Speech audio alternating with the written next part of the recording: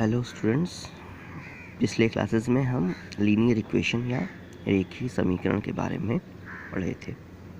Basic concepts हमने पढ़ा था।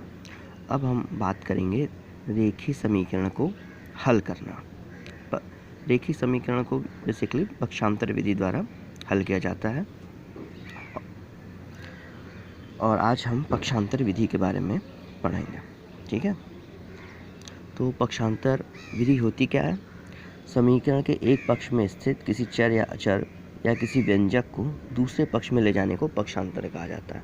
पक्षांतर मतलब होता है पक्ष का अंतर। ठीक है, अब व्यंजक मतलब एक अलजेब्राइक एक्सप्रेशन होता है। ठीक है, जैसे एक उदाहरण दे देते हैं, x + 5 = 3।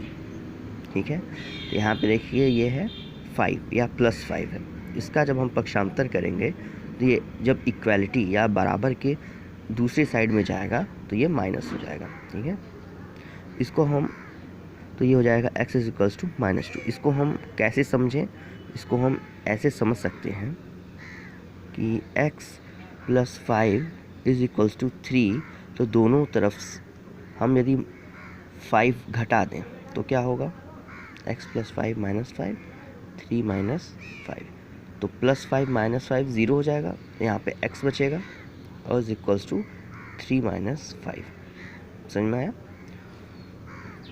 तो ये हुआ, तो यहाँ पे हम x = -2।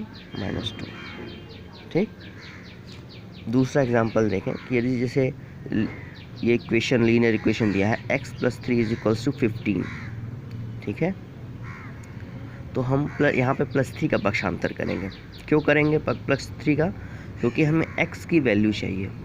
ठीक है, अब आप जानते ही होंगे कि इक्वालिटी या बराबर के दाहिने साइड को हम RHS करते हैं, दाहिना पक्ष, और इसके लेफ़्ट साइड को हम बायां पक्ष करते हैं। तो x बाएं पक्ष में है, तो हम x की वैल्यू निकालने के लिए बाएं पक्ष में केवल x रखेंगे और दाहिने पक्ष में जितने भी नंबर्स हैं।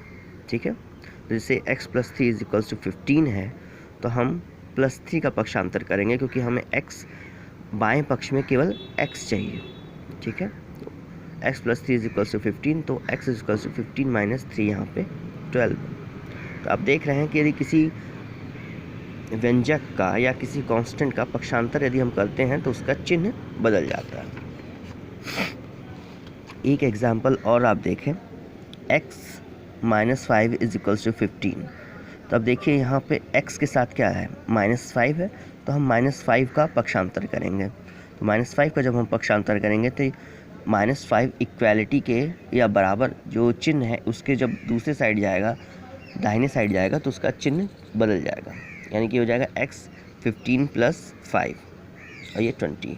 और यहाँ पे ये कैसे हुआ पक्षांतर? एक ये ऐसे भी समझ सकते हैं, देखिए x - 5 = 15 है, तो हम क्या करेंगे? दोनों पक्षों में +5 जोड़ देंगे।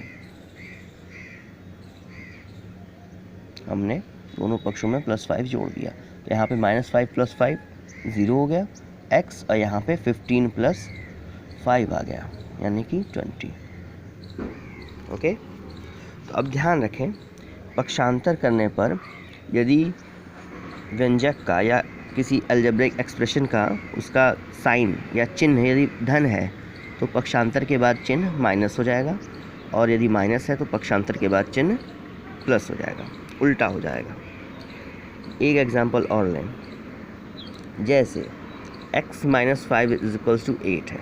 यहाँ पे हमें 5 का या -5 का पक्षांतर करना है, तो यहाँ पे 5 का चिन्ह क्या है? माइनस है, और जब हम इसका पक्षांतर करेंगे तो बराबर साइन के जब दूसरी तरफ चला जाएगा तो ये +5 हो जाएगा। तो x = 8 + 5।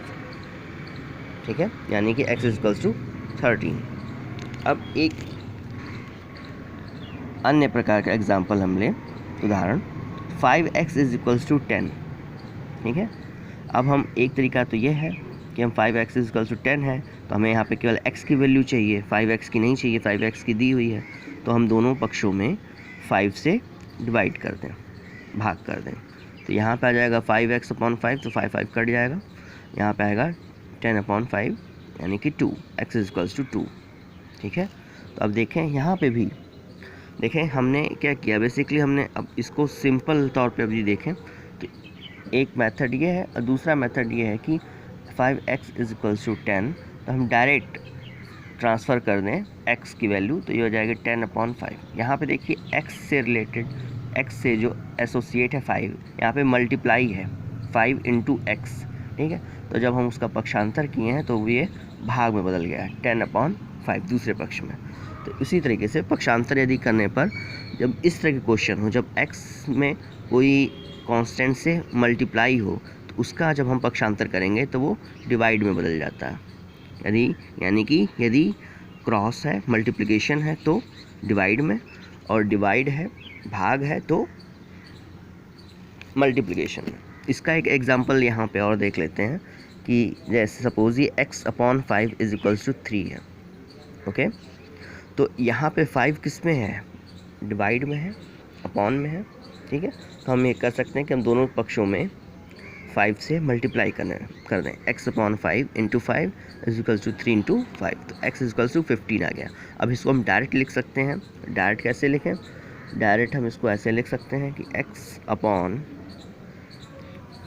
इज इक्वल्स टू 3, तो हम 5 का पक्षांतर कर दें, तो यहाँ पे 5 किस में है, भाग में है, डिवाइड में है, तो दूसरे पक्ष में जाएगा तो ये मल्टीप्लाई में हो जाएगा। ओके, तो ये ध्यान रखें, यदि ये पक्षांतर करने पर ध्यान रखें ये डिवाइड और मल्टीप्लाई केवल तब में है जब ये x के साथ एसोसिएटेड हो, मतलब जैसे 5x हो या x/5 हो। ठीक है,